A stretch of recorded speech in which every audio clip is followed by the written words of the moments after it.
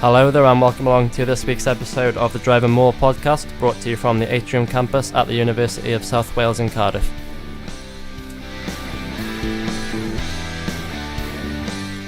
In this episode we'll be reviewing the weekend's autumn internationals, as well as debating whether or not Ireland can be classed as World Cup favourites after they win against New Zealand.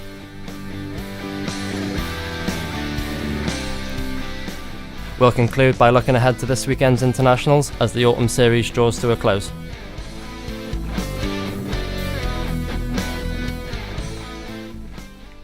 Well, what a weekend of international rugby that was. A lot of very closely, highly competitive games and a lot of storylines came out of it. I'm here with Dan, Jamil, Nathan and Richard to review it, and we'll just start off by briefly introducing ourselves. So I'm the host, I'm Tom, a 21-year-old second year sports journalism student at the University of South Wales.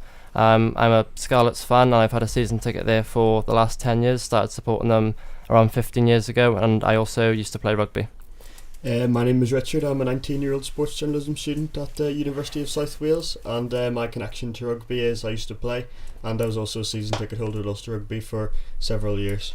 Hi, I'm Jamil. I'm a 20-year-old sports journalism student as well. My link to rugby would be that I cover the USW rugby first team, and I'm doing so for the rest of the year. I'm Nathan Parker and I'm a rugby referee. I also work on the media team for Pontypridd RFC, which is very enjoyable. I'm also 22 years old and I'm also a sports journalist, and I'm in year 2. And I'm Dan Cope and I'm also doing sports journalism for a second year.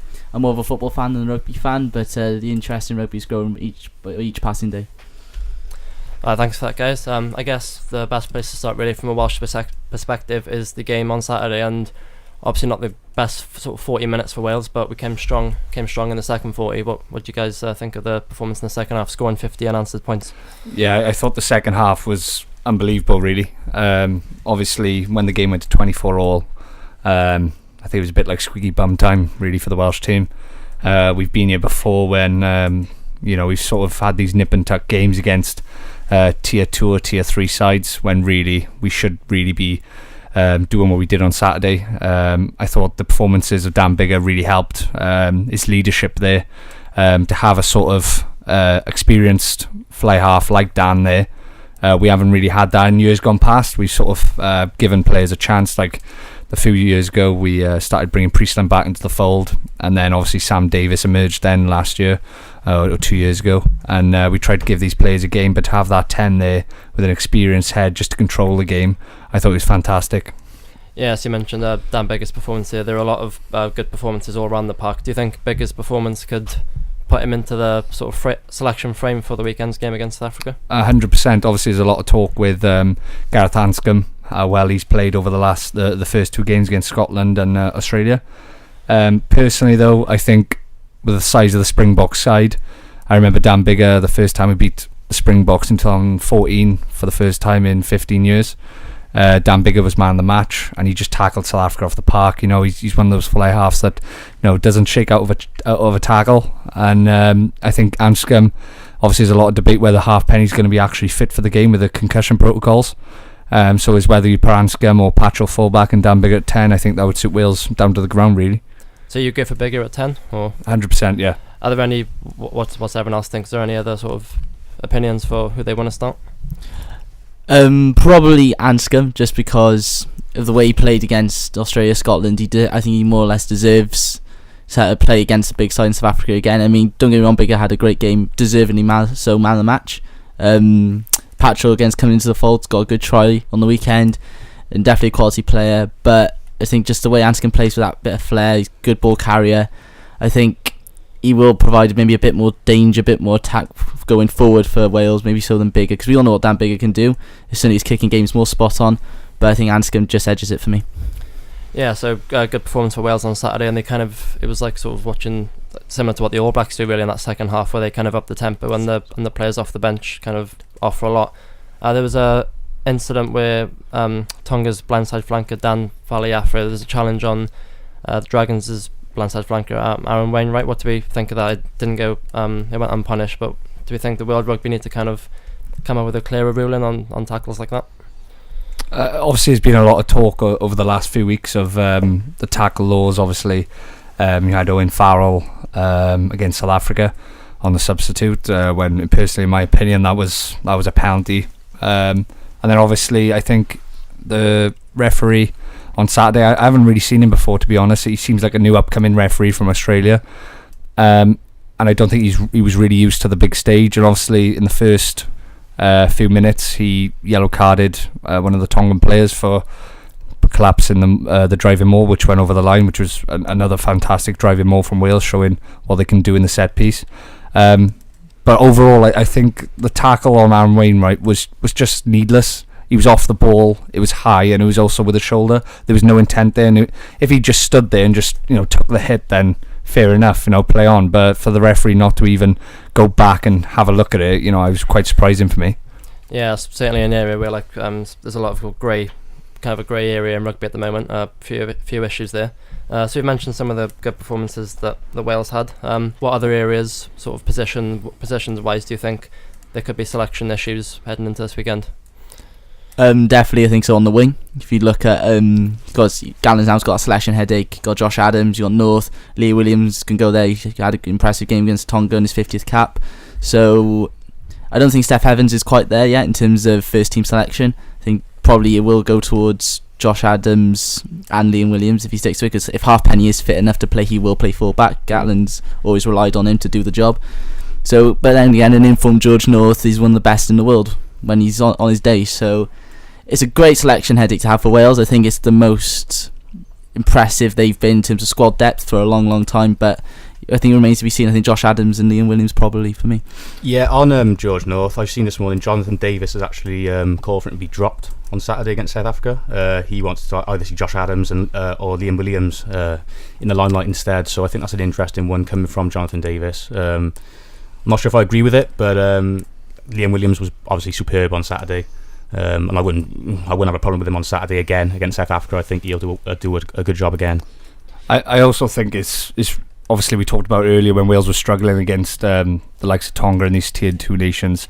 It was only a year ago that I think it was last June we played Tonga in Eden Park and we beat them 24-6, and that day we had the likes of Josh Navidi, Thomas Young, Alex Cuthbert, Jamie Roberts, those sort of players that are experienced, have been in and around the game for quite a while. And then you come to Saturday, and obviously I think it was only a year ago or a year and a week ago that we played Georgia, and we really did struggle. And again, we had a few experienced heads there as well, like Priestland, like Roberts, like Lydiot.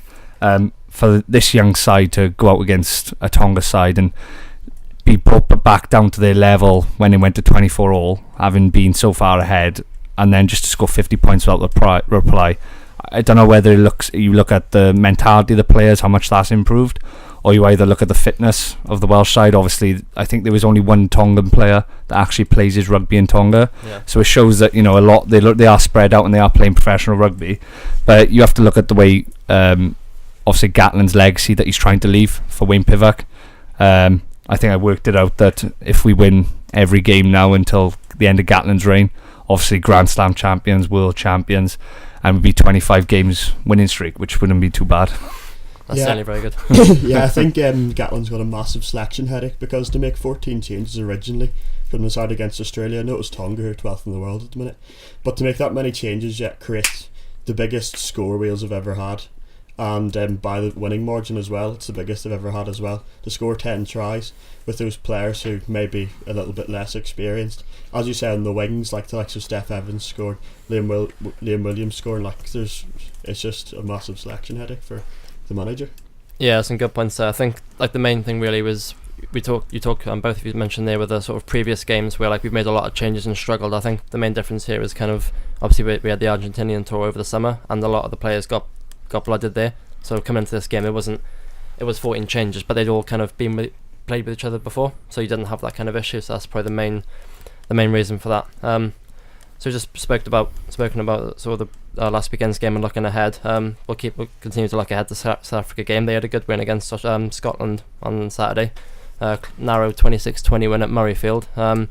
What do we make of their win, and sort of how do you think we're going to fare against them?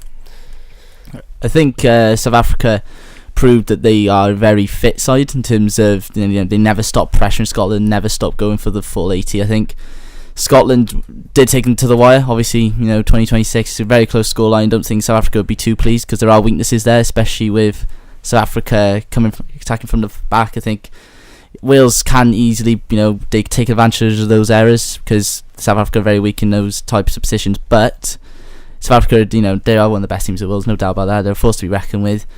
But they will need to definitely improve from the Scotland game because Scotland did take them to the wire.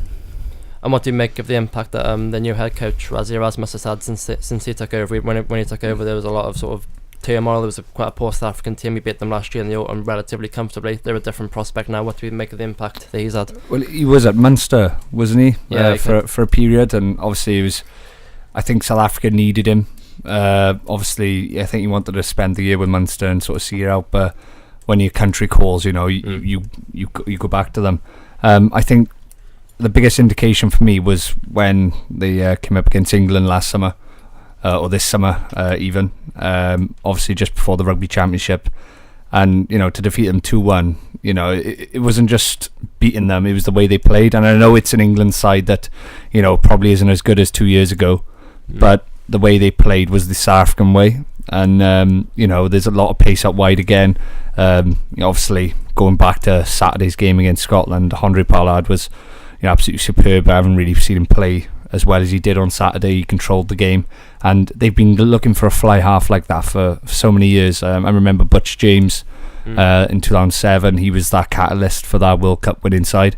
And obviously when you have backs like Jesse Creel, you have Faf de Klerk at scrum half, who's arguably one of the best scrum halves in the world at the minute. They're getting these world class players there. Obviously the captain as well.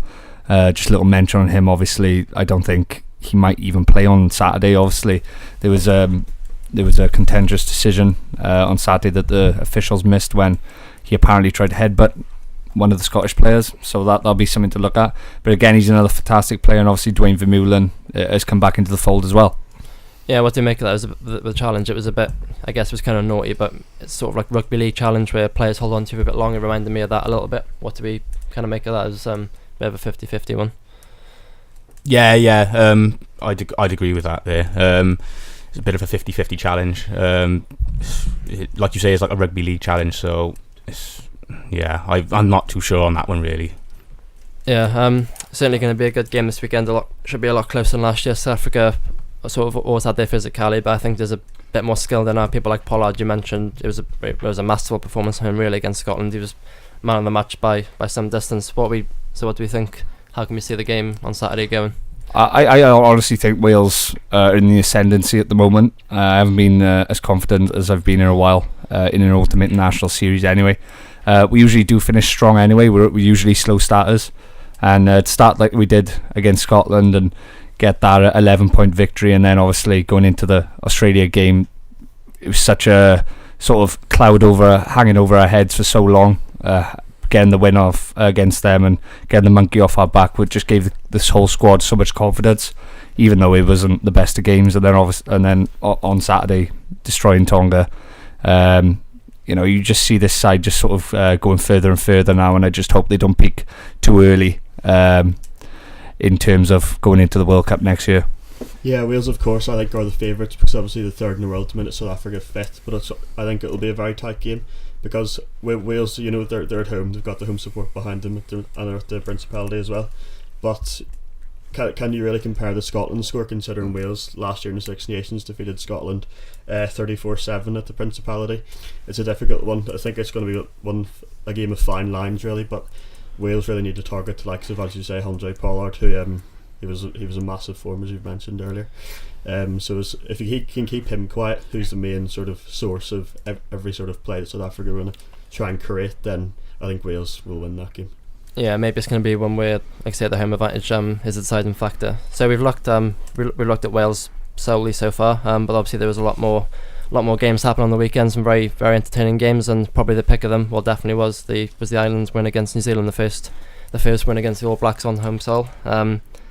As Steve Hansen mentioned after the game, that I'm not sure if it was mind games, he said like, oh, they're now favourites of the World Cup, it's their time, they're the best in the world. Maybe a bit of sort of tongue in cheek there, but so we'll look ahead to the Six Nations and the World Cup. Do we see them being favourites for both, or probably favourites for the Six Nations surely, but the World Cup, obviously they haven't been in such good form heading into a World Cup for a long time. Do we think this is finally their time? Personally, for me, I do think that they can win it this time around. You look down the years, obviously they haven't had a good World Cup pedigree. But if you look at their stats, I think I see the stat over the last year and a half or so that they're unbeaten at home at the Aviva Stadium, and they've beaten all the top 10 nations, and that's the form that you need going into a World Cup. Obviously there was Six Nations as well, but I feel like the Six Nations is almost a bit part next year. It always is in a World Cup year, is always trying to get these sort of players involved in the squads, and luckily Wales have started that early, and I think Ireland started it maybe a year and a half, 2 years ago when they beat New Zealand in Chicago. They took a lot of players out there that weren't really used to international rugby, and they defeated them quite convincingly. You look at the players that they have now in abundance. You look at Conor Murray not playing on Saturday and Marmion starting. The strength in depth is clearly there. And when Omani went off, maybe an Ireland side of past years with when O'Connell or O'Driscoll went off the pitch, they might have stuttered a bit, but they still managed to pull through and beat one of the best sides of all time. Yeah, I think it's a difficult one because we're talking about two completely different competitions. Obviously, Six Nations is the nearest one coming up in February. It's not too far away. I would say Ireland are definitely the favourites for that between Wales and Ireland for me. But talking about the World Cup, that's like just under a year away. It's a long time to be thinking in advance. And of course, the World Cup is a competition. It's made up of so many games and so many fine lines and margins that can dictate anything. And Ireland obviously beating New Zealand at the weekend was superb. Ireland were massively the better side throughout the whole game, I thought, but the game could have also gone either way, like when Stockdale attempted a chip and it was blocked and New Zealand failed to capitalise on that. If they'd scored that try, then it was a completely different game and New Zealand probably would have won it. That was New Zealand away from home. Ireland of course have won 11 games at the Aviva Stadium, so they're difficult to beat there, but going to the likes of Japan again and play New Zealand there, that will be I think that will be the biggest sort of test. Yeah, I guess it's still quite hard to back against New Zealand kind of whatever happens. Do you think like Ireland's win on Saturday has kind of shown like a blueprint of a way to beat them? Obviously it's easier said than done, but there's kind of a plan there for other teams to look at and go from. You look at the way Wales are trying to do things nowadays. I always feel like Wales are almost like a step behind these nations that take a leap of faith and start putting actual more faith into the players. Gatland played more or less the same 15 for the about 4 or 5 years when he first started. I don't think that helped us at all. He's seen the benefits now, obviously, with the players coming through, Ellis Jenkins and the like, obviously Tyler Morgan coming back on Saturday. But Ireland did this 2 years ago, as I said, and I just think the attacking play, the defensive play, everything about his set piece. You look at the try Jacob Stockdale scored on Saturday. Not many teams in World Rugby could score that or even defend it. It was just so off the cuff, and to do that with the confidence to do that against, as I said, one of the best teams in World Rugby for the past 15 years is a credit to be given to Ireland. Yeah, I think at the beginning of the game, in the first half, New Zealand seemed a bit rattled at the start Ireland had. Like the likes of when the player stuck his hand out to block the ball, giving a silly penalty, things like that. They were just making little silly errors in New Zealand that they probably wouldn't usually make. So I don't know whether it was the intimidating factor of playing at the Aviva Stadium, or I'm not, or they just didn't turn up. It'll be interesting to see once they next meet again. Yeah, it was certainly a very raucous atmosphere there. That surely had to play a part in it. Obviously Ireland weren't the only ones to have a good game. Wayne Barnes, referee, had also a very good game, kind of let the game flow and showed why he's probably the best referee in the world. He's obviously announced he's going to be retiring after next year's Rugby World Cup. Do we think, obviously barring if England don't get the final, do we think that he deserves a shot at refereeing a final before he hangs up his boots? It's hard to say really, because obviously Nigel Owens has been the catalyst for referees around the world over the last 5 or 6 years. But if you look back to Wayne Barnes' first World Cup in 2007, he obviously made the howler against the All Blacks for France when there was a clear forward pass and France scored through and ended up going into the semi-finals. How a referee can get over that, and because if I'm honest, I didn't really rate him when he first came through. A lot of inexperience he showed, but he is clearly one of the best, if not the best, referee in the world at the minute. I'm not being biased, but I think Nigel, being the last World Cup that he'll officiate, or maybe the last international games that he will officiate, there's a lot of rumours that he will retire after the World Cup. I would love to see him given the job for the final game. Yeah. Just looking at a tweet on Twitter here from Newcastle Falcons' media manager Mark Smith. He said, Wayne Barnes, how can we let this bloke retire refereeing with a cigar on, best out there by a mile? Yeah. I guess that sums up quite well. Obviously he made two kind of contentious decisions during the game. There was Rob Kearney's tackle in the air and also Sam Whitelock's really purposely knocked the ball on. What do you make of those? Do you think they probably deserved cards? And obviously he tried letting the game flow, but maybe you have to step in a bit there. I think as a referee, you do try to, as you said, let the game flow. But there's times in the game where you just need to switch on a bit more. And in the spirit of the game, I think it was fair to just keep 15 on the field because they were contentious decisions, but still he managed to deal with it in the right manner, if you know what I mean. I think if Ireland lost the game, then maybe a lot of Irish people would have come out and said differently. Yeah. But at the end of the day, Ireland celebrating. Steve Hansen's come out and said, as you said, the best side in world rugby at the minute. I don't know if it was tongue-in-cheek. I genuinely do believe that he wouldn't have said that if he didn't mean it. Because Steve Hansen's not one of those type of characters that would just say something for effect. But I do think that Wayne Barnes did have a good game. Yeah, certainly contributed to the game. Yeah, I thought he was terrific throughout the game. First half especially. There was in the second half that incident where he gave a forward pass to Ireland when it didn't look like it was a forward pass at all. Yeah. But that's just one decision that I think he got wrong. But he had a terrific game overall, and yes, I do agree that he should be allowed to referee in a major final before he retires. Yeah, I think sometimes people underestimate how important refs are. I think the difference with sort of him, if say compare him to Nigel, is maybe Nigel Owen steps in a bit more, which people like for sort of like a highlight reel of sort of funny. But I think in a game like that, the way Barnes refereed it was great. Like obviously you step in when you have to, but I think he let a lot go, but like in the spirit of the game, and that was certainly a massive factor. So we've looked at we've focused on teams so far. We'll have a closer look at players now, and obviously we're heading into the final week of the autumn series, and we've picked out some players which we're gonna have a focus on heading into the last weekend. And what players have you looked at, lads? Well, I looked at flanker Zach Mercer, plays for England, and Bath as well.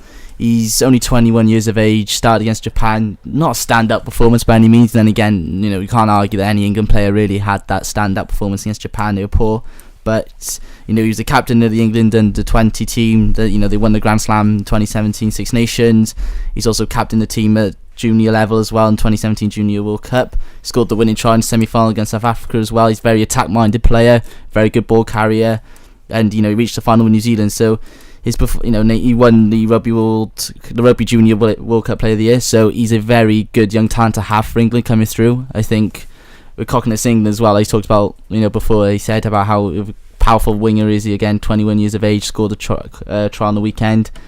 So yeah, they have got some good attack-minded players coming through, young players, but Zach Mercer for me, I think, he's definitely one to watch for the future. Yeah, only 21 years old, so definitely want to keep an eye on it. Yeah, I'm thinking for the future, Jacob Stockdale is already massively on the scene, but we have to remember he's only 22 years of age. He's played in 14 tests and scored 12 tries for Ireland. Obviously that massive one against New Zealand as well. But I think the pace and skill and confidence that he shows in the ball, like at the weekend, even after he had that failed sort of chip, he went on a few minutes later to attempt another chip and score the match-winning try, really. So he's definitely the one to watch for me. Yeah, I've gone for Hugh Jones for Scotland. Obviously on Saturday, two sublime pieces of skill off the back passes to set up a try for Peter Horn.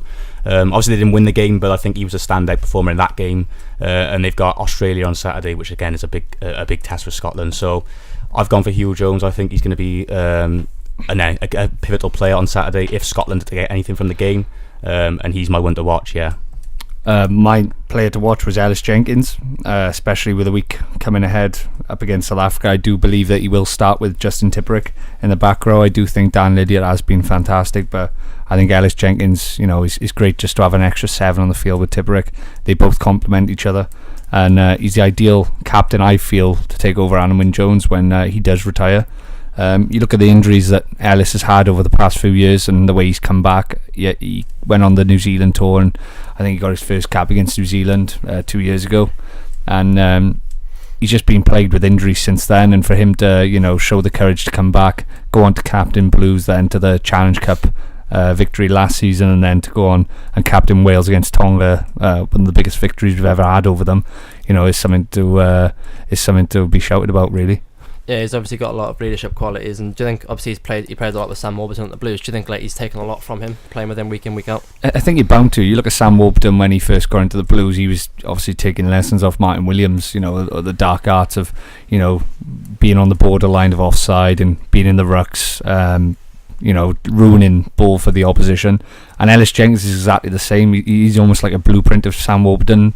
The players that the Blues have brought through in the back row is quite incredible, and it would be interesting to see the amount of caps that Ellis Jenkins does get, because you see obviously Dan Lydiate, Gatland does love Dan Lydiate quite a lot, but Wales, the way Wales are playing at the minute, it's almost like Gatland's giving him a free roll instead of more structured play. It's very much unstructured now. You see the likes of Steph Evans, Owen Watkin in the back line. They're giving him the freedom of Cardiff, really. And I think that Ellis Jenkins, as I said, can be a captain for many years to come. Yeah, I had Sam Warburton spoke about him on the weekend. He was talking about him very highly. So, if Sam Warburton's speaking about it like that, there's certainly a lot to come. So it wasn't just international rugby that happened on the weekend. There was a game on Friday night down at the Bridgefield in Bedwas, which I went down to. It was Dragons took on Russia. Russia coached by Lynn Jones, who was a former coach of the Dragons. Very entertaining game. Dragons came out on top 38-24. Russia obviously qualified for the upcoming World Cup, and they didn't start their strongest team, but they put in a pretty impressive performance. Up until sort of the last 10 minutes, they were within one score with 31-24, but a late try for the Dragons sort of took the game away from them. It was a very good evening overall. It was well hosted by Bedwas. Russia struggled slightly at the set piece. I think they Lynn Jones, I saw after the game, he'd admitted that he expected that to happen with their front five went they were quite lightweight. Dragons scored 2 tries from driving mauls. Russia's lock Alexander Ilin-Impressed, he scored 2 tries. He scored right at the start of the game, and he scored in the second half. He looks a fair unit, and the man of the match was given to Rodri Davis, who's the Dragons scrum half. He was sharp all game, good speed, and his service is very good from the scrum. And also Jack Dixon, I thought, captained the Dragons well from inside centre, and obviously the South African Reinhard Landman played as well, and he was a standout player, really. He wouldn't have been far off getting the man of the match. He was very impressive, led from the front, and yeah, it was a good test, I think, for the younger Dragons players. Obviously there was a few experienced players there as well, but the younger players who have taken a lot from it, and similarly with the Russians as well. So we'll look ahead now to next weekend's internationals. It's the final week of the 2018 Autumn Internationals. We've spoken about Wales, South Africa, so we'll look more to the other games. We've got Scotland, Argentina at Murrayfield. Obviously not the best autumn for Scotland, losing to Wales and South Africa. Do we think they can finish on a positive note? I was quite disappointed with the way Scotland actually played on Saturday.